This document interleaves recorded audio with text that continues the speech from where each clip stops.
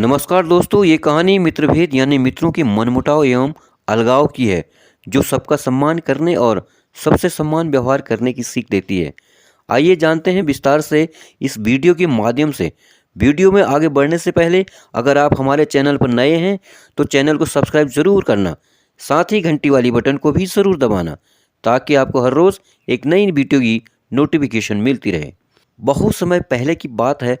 वर्धमान नामक नगर में दंतिल नाम का एक व्यापारी रहता था। अथक परिश्रम, लगन और कुशलता के कारण उसका व्यापार दिन दूनी रात चौगुनी वृद्धि कर रहा था। राज्य का राजा भी उससे बहुत प्रसन्न था, इसलिए प्रायः परामर्श हेतु उसे बुलाया करता था।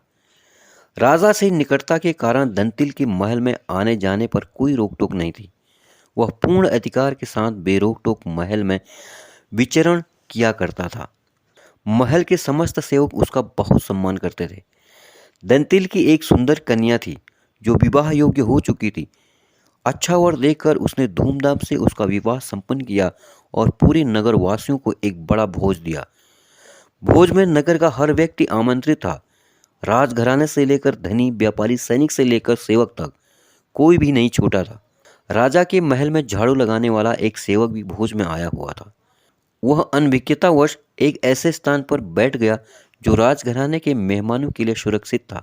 जब दंतिल ने उसे वहां बैठा हुआ देखा तो आग बबूला हो गया। उसने उसे अपमानित कर भोज से भगा दिया। अपने साथ हुए इस दुर्व्यवहार से सेवक क्रोधित हो गया और उसने प्रतिशोध लेने की ठान ली। अगले दिन राजा के कक्ष में झाड़ू लगाते समय जब उसने देखा कि राजा अर्धनिद्रा की स्थिति में है, बड़बड़ाना शुरू कर दिया। ये दंतिल व्यापारी इतना गिर गया है कि रानी से दुर्व्यवहार करने लगा है। राजा ने ये सब बात सुनी तो तत्काल आंखें खोल दी। उठकर उसने सेवक से पूछा, जो तुम कह रहे हो क्या वो सच है? सेवक कहने लगा, महाराज, मैं कल रात ठीक से सो नहीं पाया, इसलिए नींद में कुछ भी बड़बड़ा रहा हूँ। मुझे क्षमा करें, मुझे क्षमा करें महाराज। राजा उस समय मौन रहा, किंतु सेवक के जाने के बाद उसकी कही बात पर विचार करने लगा। उसे उनकी सत्यता पर पूर्ण विश्वास नहीं था, लेकिन मन में दंतिल के प्रति संदेह का भाव उत्पन्न हो चुका था। फलस्वरूप उसने उसकी महल में बेरोक टोक आवाजाही पर पाबंदी लगा दी। उस दिन जब दंतिल रोज की तरह महल में आया तो द्वारपालों ने उसे द्वार पर ही रोक लिया। वह आश्चर्यचकित होकर बोला, तुम लोग मुझे इस तरह कैसे रोक सकते हो? क्या मुझे नहीं जानते? द्वारपालों ने उसे राजा के आदेश से अवगत करा दिया। उस समय सेवक वही झाड़ू लगा रहा था। वह दंतिल पर व्यंग्य बाण छोड़ते हुए बोला, अरे द्वारपालो, तुम लोग इन्हें नहीं जानते, ये महाराज के खास हैं। इनका इतना रुतबा है कि ये किसी को भी कहीं से भी भगा सकते हैं। मुझे कल इन्होंने अपने भोज से अपमानित कर भगा दिया था, कहीं तुम लोगों को महल से ना भगा दें।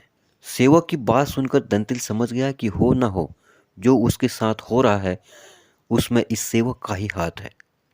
उस समय तो वह वहां से चला गया, किंतु कुछ दिनों बाद उसने सेवक को अपने घर में बुलाया, उसका खूब आदर सत्कार किया, उसे शानदार भोजन कराया और ढेरों उपहार देकर विदा किया।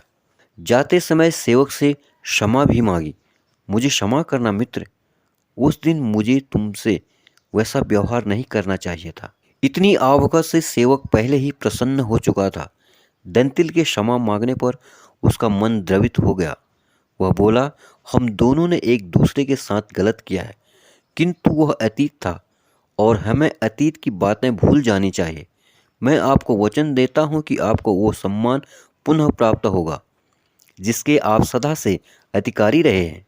अगले दिन राजा के कक्ष में झाड़ू लगाते समय उसने जब राजा को पुनः अर्धनिद्रा की स्थिति में देखा तो बड़बड़ाने लगा, ऐसा मूर्ख राजा मैंने आज तक नहीं देखा। कैसा राजा है ये जो गुसल खाने में खीर खाता है? जब राजा के कानों में ये बात पड़ी तो वह क्रोधित होकर उठ बैठा और सेवक से बोला, मूर्ख, मुझसे इतना साहस कि मेरे बारे में ऐसी अनर्गल बात बोले?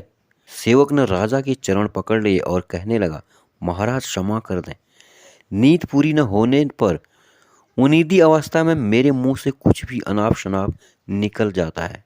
राजा ने उसे क्षमा कर दिया। सेवक कक्ष से बाहर चला गया। राजा पलंग पर बैठा बैठा ही सोचने लगा कि ये मूर्ख सेवक जब मेरे बारे में कुछ भी अनर्गल बड़बड़ा सकता है तो दंतिल के बारे में भी बड़बड़ा सकता है। मुझे इसकी बातों में आना नहीं चाहिए था। व्यर्थ में मैंने दंतिल से महल में आने जाने का अधिकार छीन लिया। राजा ने तत्काल अपने आदेश वापस ले लिए और दंतिल को पुनः महल में सारे अधिकार प्रदान कर दिए। इस तरह दंतिल को अपनी खोई हुई प्रतिष्ठा पुनः प्राप्त हो गई। हमें सबके साथ सम्मान व्यवहार करना चाहिए। बिना पूर्ण जांच पड़ताल के सुनी सुनाई बातों पर विश्वास नहीं करना चाहिए। दोस्तों, आपको ये वीडियो कैसी लगी? आप अपने कमेंट्स के द्वारा हमें अवश्य बताएं। पसंद आने पर लाइक, शेयर और सब्सक्राइब ज़रूर करें। धन्यवाद।